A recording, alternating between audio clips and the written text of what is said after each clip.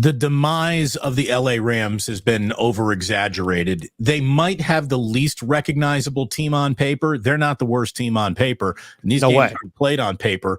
They're played on a football field, and they were pretty damn good. They were close to beating the 49ers. They were a couple of plays away from beating what I think we're all looking at as a very good Niner team with the highest of expectations attached to it. So a great afternoon for McVay. And while we're talking about the Rams, before we get back to the Niners specifically here, Larry, on 49ers Wake Up, let me just ask you about Matthew Stafford. Where are we going to end up with him in history, in the hierarchy of his contemporaries? Matthew Stafford is just, he's had a very interesting saga to his career. The best quarterback in Detroit Lions history, no question about that. But because of Detroit, he was never able to win anything. So as soon as he gets paired up with a good coach and a good team and a good franchise, he wins a ring. He's got a team this year now that was supposed to, on paper, be as bad as some of those bad Detroit teams he was on, and they're cooking with fire offensively after 2 games. Again, in the first half, he looked like the MVP of the league yesterday. He was outstanding. He was borderline perfect. It wasn't until his second half turnovers where things started to unravel for him. And if you want to count the second half Stafford played in the Seattle game in week 1, in the first half he played and put those together for a fictional game, that's maybe one of the best quarterback games of the entire year. I mean, Matthew Stafford is so hidden in plain sight with a level of arm talent. Again, when you watch Matthew Stafford throw, that's the level of arm talent that Niner fans who are still complaining about Brock Purdy are complaining about. The gods of Zeus himself kissed Matthew Stafford on the right arm when he was being born and gave him something very few humans have ever possessed. A truly elite arm up there with Jeff George and Dan Marino and John Elway and the great Patrick Mahomes, just absolute freak of nature walking among us.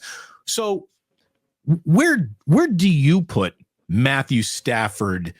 Maybe not all time, Larry, but amongst his contemporaries since being drafted in 2009, he has at worst been very good. And when he shed the Detroit Lions, he became a champion.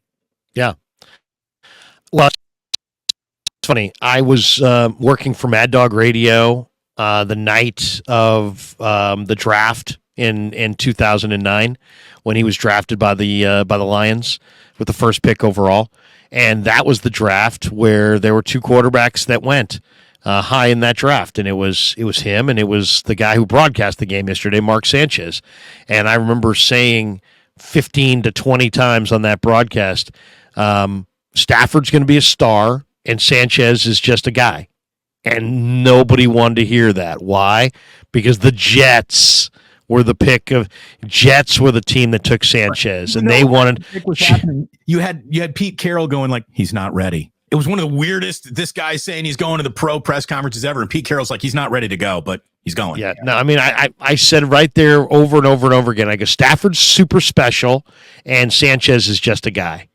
And people lost their mind on Mad Dog Radio because it was mostly a Northeast audience. Sure. And it was like, oh, my God, how do you know Stafford's going to be good and Sanchez? So I'm like, well, whatever. Take my word, don't take my word. I don't really care at the end of the day. I'm just telling you, Stafford's going to be good. And Sanchez is just a guy. One, because Stafford's got a big-time arm. Now, he does throw a lot of picks. I mean, the guy's had 20 interceptions as a rookie. He's had double-digit interceptions. Let's see, 1, 2, 3, 4, 5, 6, 7, 8, 9, 10. He's had 11 seasons where he's had 10 or more picks. He's got like 5 seasons where he's had 15 or more picks. He thinks he can put the ball anywhere. And yeah, he just as he can, but yeah. And you got to throw some 50-50 balls. He's never been afraid to throw the 50-50 ball. He had Megatron for a while in Detroit. I mean, he's to me. I mean, think about it. He got drafted to Detroit. Detroit's been terrible. He found a way to go 10-6 one year with them. He found a way to go 11-5 in one year with them. He had back-to-back seasons in his late 20s where he went 9-7 with them. But they're just a bad outfit, and they just always shot themselves in the foot. Then he gets to the Rams, and immediately year one.